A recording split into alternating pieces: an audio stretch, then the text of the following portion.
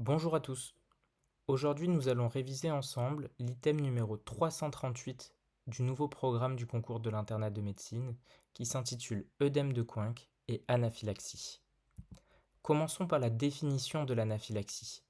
Il s'agit d'une réaction systémique d'hypersensibilité sévère, dont le début est brutal avec atteinte des voies respiratoires et ou une atteinte circulatoire. Le pronostic vital peut être mis en jeu. Au niveau physiopathologique, deux phases sont classiquement décrites. Une phase de sensibilisation qui est asymptomatique, où l'organisme entre une première fois en contact avec l'allergène et les cellules de l'immunité vont entraîner la synthèse d'immunoglobuline E.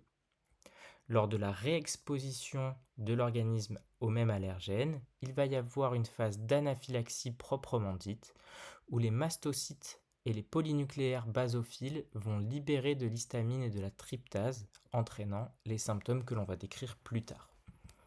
La physiopathologie est complexe, il y a plusieurs types d'anaphylaxie, une anaphylaxie immune, IgE dépendante, ou alors une anaphylaxie immune non IgE dépendante, une anaphylaxie non immune, et des anaphylaxies dont on ne connaît pas vraiment clairement le mécanisme.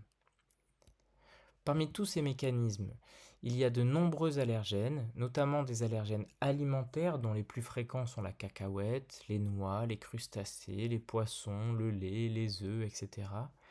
Mais aussi des médicaments, notamment les antibiotiques et les curares, des médicaments d'anesthésie qui sont les plus fréquents, les produits de contraste iodés. Les animaux sont pourvoyeurs d'allergies, notamment les venins d'hyménoptères. On continue avec l'angioëdème histaminique et l'urticaire. Donc, en cas d'allergie, il va y avoir l'association d'un angioëdème et souvent d'un urticaire.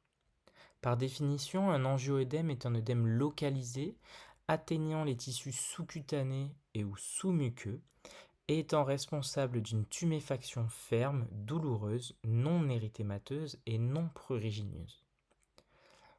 En cas d'allergie, cet angioëdème est associé très souvent à un urticaire qui se définit comme une éruption cutanée érythémateuse et prurigineuse qui se résout généralement en 24 à 48 heures et qui est sensible aux glucocorticoïdes et aux antihistaminiques.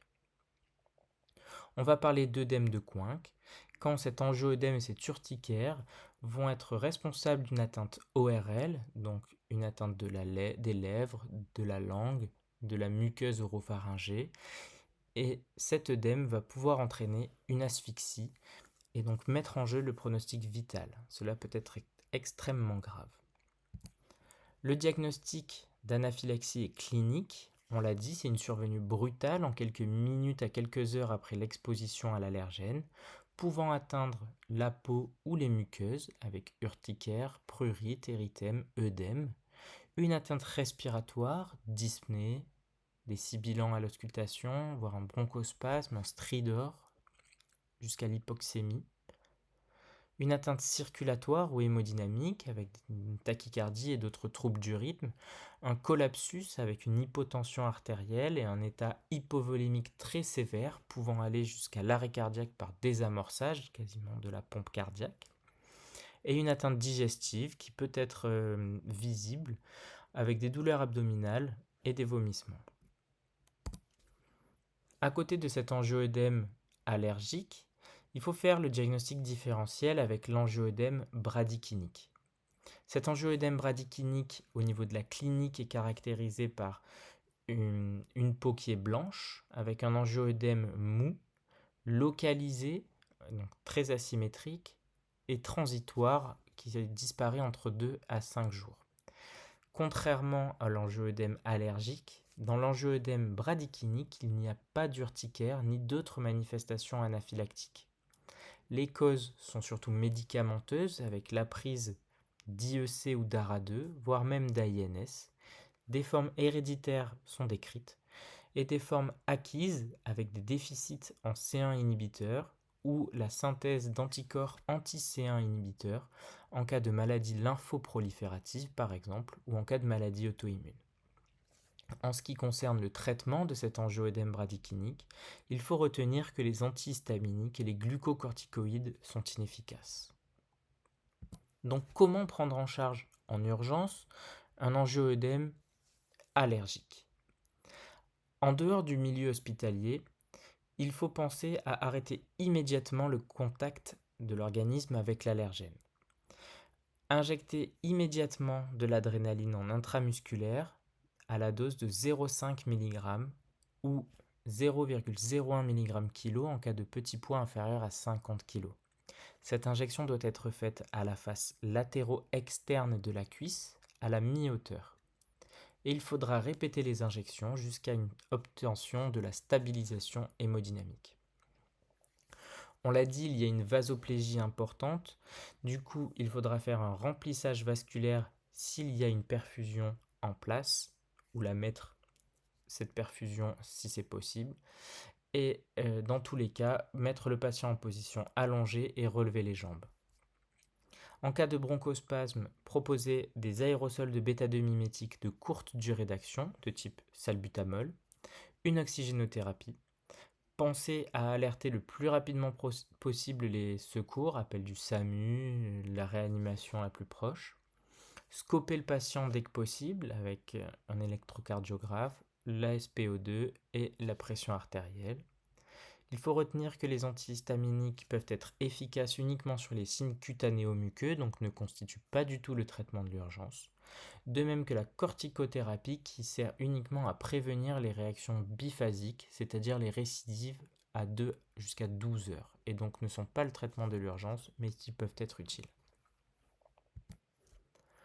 En cas de contexte médicalisé, donc si vous êtes au SAMU ou si vous êtes en réanimation ou au bloc opératoire, la prise en charge reste similaire, si ce n'est les différences sur les posologies d'adrénaline, puisqu'elles vont pouvoir se faire en intraveineux direct. En fonction de la classification de Ring et Mesmer, on va avoir des posologies différentes.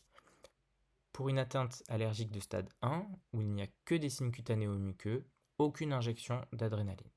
Stade 2, qui correspond à une atteinte multiviscérale mais modérée, on va pouvoir injecter 10 à 20 gamma d'adrénaline en intraveineux direct.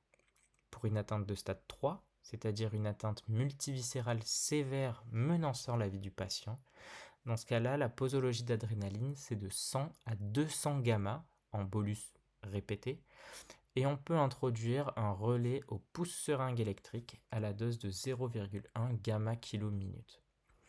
Et en cas de stade 4, c'est-à-dire en cas d'arrêt cardio-respiratoire, on va avoir des posologies de 1 mg en intraveineux direct, comme lors de la prise en charge de l'arrêt cardio-respiratoire classique. Et ces bolus, comme on l'a dit, doivent être répétés toutes les 1 à 2 minutes jusqu'à obtention d'une hémodynamique satisfaisante. Une fois que le patient est stabilisé, on va pouvoir réaliser des prélèvements sanguins qui sont à réaliser dès que possible et sans retarder la prise en charge urgente. Il va falloir doser l'histamine, la tryptase et les IgE spécifiques. Idéalement, il faudrait réaliser un premier prélèvement à 30 minutes, puis à 2 heures, puis à 24 heures pour voir les taux basals de tryptase.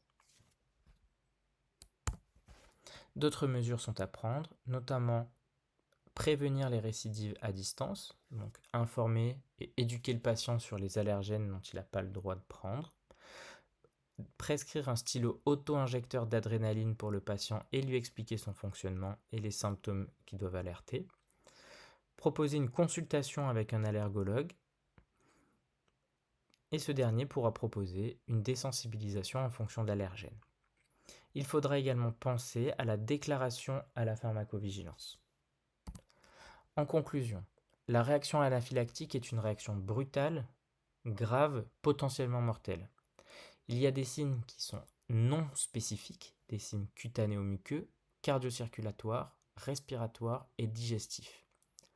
Il faut bien comprendre que l'intensité d'une réaction antérieure ne préjuge pas des possibles réactions à venir. Ce n'est pas parce que le patient a fait une petite réaction cutanée initialement que s'il se réexpose, il ne va pas faire un arrêt cardio-respiratoire aux suivantes expositions. Il faut bien l'expliquer au patient. Se souvenir que le traitement de l'urgence, c'est l'éviction immédiate de l'allergène, et en dehors d'un contexte médicalisé, l'adrénaline en intramusculaire à 0,5 mg. Du fait de la vasoplégie, il est important de faire réaliser une expansion volémique, donc de relever les jambes chez un patient allongé sur le dos au sol, de mettre une perfusion quand c'est possible et de faire un remplissage vasculaire avec des cristalloïdes. Les prélèvements sanguins doivent être faits après stabilisation du patient et il est important d'informer et d'éduquer les patients sur cette pathologie. Merci d'avoir écouté la vidéo et bon courage pour vos révisions.